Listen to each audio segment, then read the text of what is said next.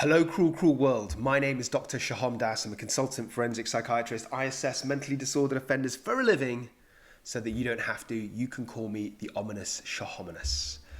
The grass, the rat, the snake, the mongoose. Woburn Safari Park isn't what it used to be, but none of that's relevant right now because this video is about police informants. So the word snitch conjures up this image of shadowy figures whispering in back alleys, secret meetings in public faces full of paranoia, or a game inspired by Harry Potter. But in reality, the world of police informants is far less cloak and daggers. So this episode explores 5 myths, 5 things you didn't know about police informants, and I'll also answer questions like how often are informants used in police investigations, how does the witness protection program work in the UK? I'm going to tell you about a real life case of a drill rapper who actually snitched on himself. And as a little bonus, I'm going to tell you about the psychological impacts of being an informant or being in the witness protection program. So informants, also known as snitches or grasses, are crucial yet often misunderstood elements of police work. They play a significant role in investigation, but I think it's fair to say their portrayal in the media is, let's say, far removed from actual reality. Okay, enough foreplay, let's get into the myths. Cue the intro.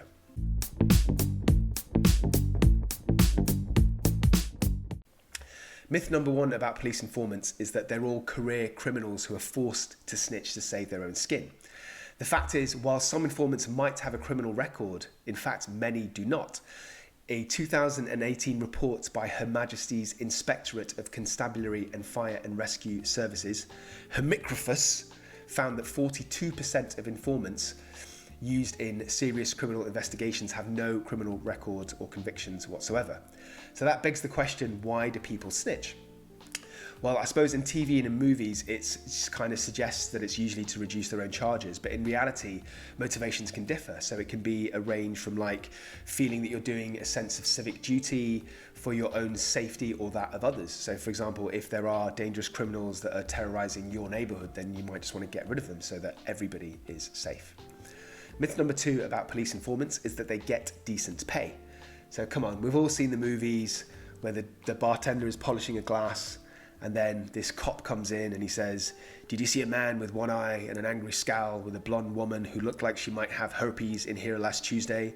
And the bartender continues cleaning his glass and he says, "I'm not sure, I might need something to jog my memory." And then the cop slides him a $10 bill, gives him some info, needs more money. You know the drill.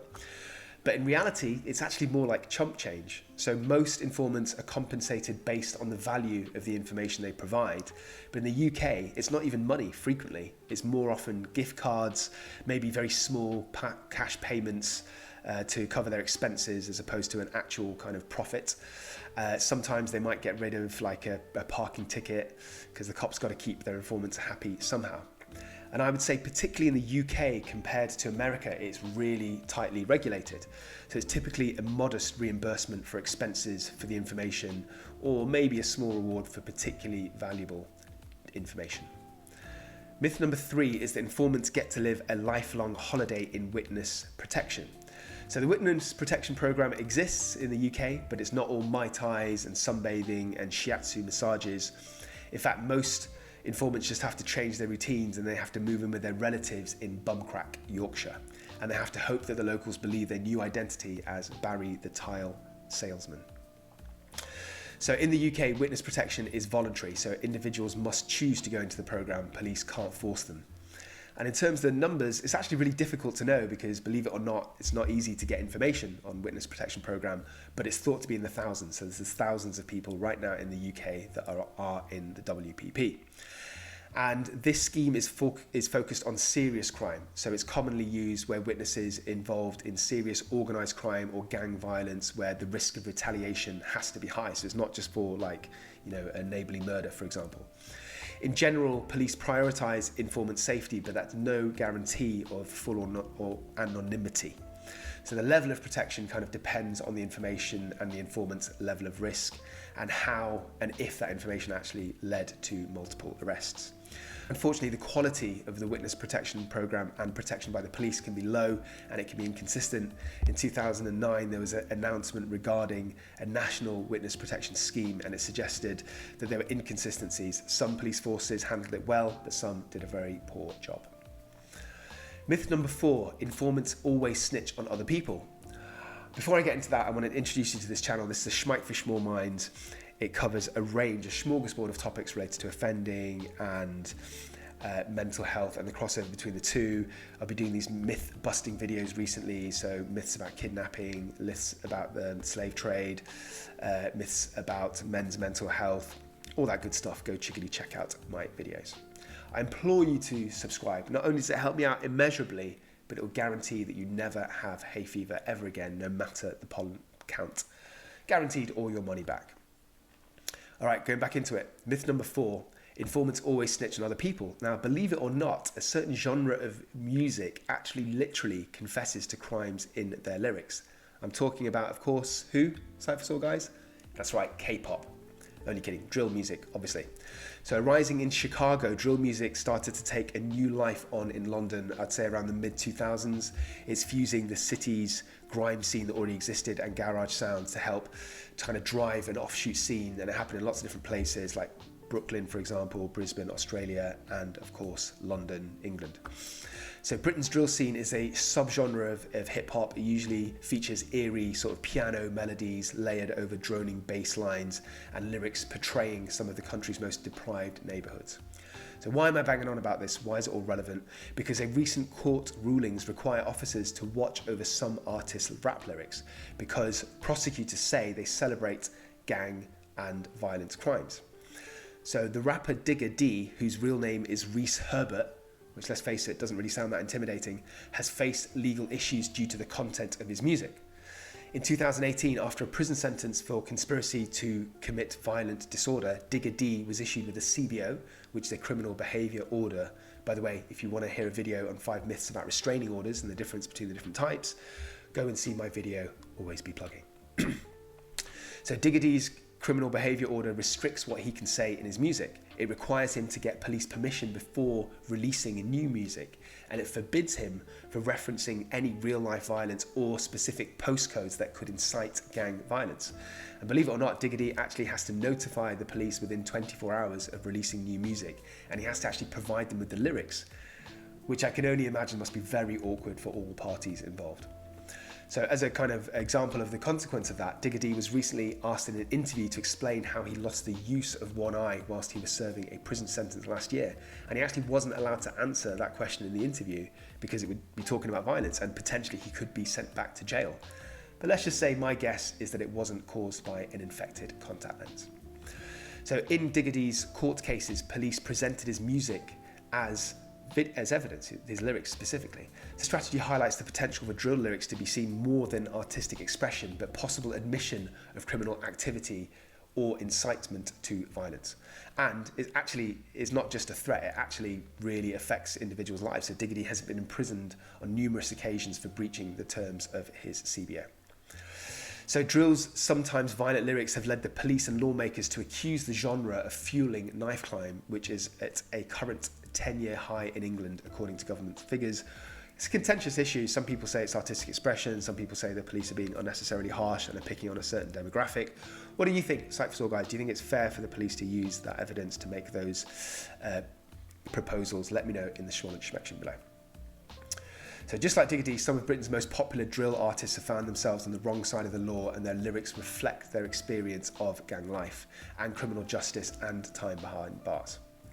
So sentencing orders like the one banning Digger D from rapping about violence have also been handed to many other drill artists. Introduced in 2014, these behavioural orders give measures to judges beyond the broad powers, regulate a convicted criminal's life, such as banning them from certain neighbourhoods or preventing them to meet former associates. So that was all in the past. Now, in addition, they can control the musician's actual lyrics, arguing that when rappers brag about attacks on rival, it stokes street tensions.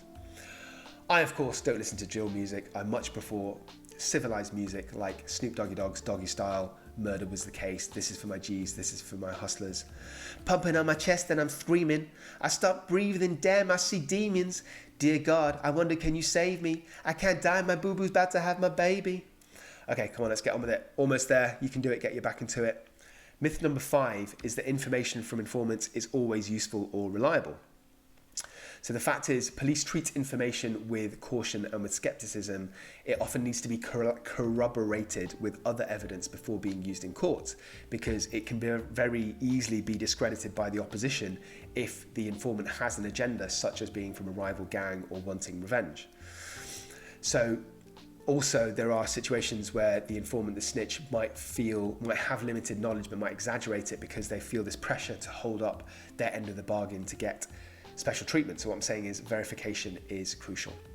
Obviously, whether the information is used and whether it's useful also depends on the closeness and the connection from the snitch to the main perpetrator. So if you've got a mafia boss's right-hand man who's singing like a canary, then he's more likely to have useful information and credibility than somebody who's quite far removed from the person that they're snitching on. You know, talking about mafia bosses, I kind of wish that I could speak to an actual ex-mafia boss. It'd make a fascinating video. Oh wait, I did that shit. So go and check out my video when I'm interviewing Michael Franzese, always be plugging. So he's a man who was very high up in the Colombo family for decades in New York in the 70s. He went to prison, he did some pretty bad things, but he's turned his life around. He's found redemption, he's found God, he regrets his own life. He's all about positivity. He's also a bit of a YouTube sensation right now. And we talk about his mental health in the mob, what kind of character traits he, in his opinion, make a good or a bad mafia member. Go chickadee, check it out. Okay, almost finished. I promised to tell you about the psychological impact of being an informant or being in the witness protection program. Obviously, it kind of depends on a few factors, doesn't it? So it depends on how easily identifiable that individual is, what resources the gang or the criminal network might have to reach out and find them and seek revenges. But here are some specific examples of how it may affect one's mental health. So the number one way that being a snitch can affect your mental health, the most obvious one is fear, right? So that's definitely a factor. You're scared of retaliation. Number two factor of being a police informant, and that's connected to the first one, is developing a sense of paranoia as a survival mechanism. So just like that time where you let your mum cut your hair when you were 11 and she gave you that bowl cut and you were mocked relentlessly because of that huge step in the back, and now you get nervous when people walk behind you at school. Just like that, the impact of this on informants is this paranoia. So they stop trusting people, particularly strangers. Of course, you already know that. You've all seen The Departed.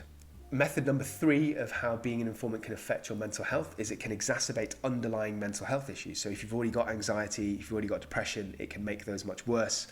Here's a very odd but specific one, PTSD. So if your initial trauma was related to that perpetrator, say you were attacked by a gang and robbed and maybe stabbed, then you can get PTSD from that event.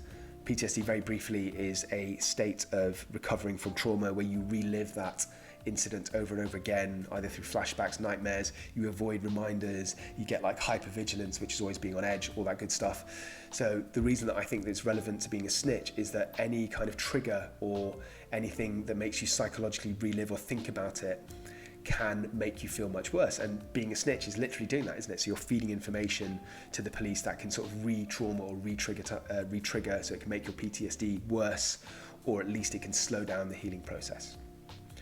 Okay, that's pretty much it. Let's summarize what we've learned today, kids. We've learned that witness protection ain't all it's cracked up to be, baby. We've learned that not all information is used or is useful or is reliable and it has to be corroborated. We learned that the haircut your mum gave you when you were 11 was abysmal. And we learned that informants are not all career criminals who are forced to snitch to save their own skin. They might be doing it for civic duty, etc., etc. That's enough from me. Stay euthymic, have a blessed day, and do not forget, buy my book, but also do not forget, I love you.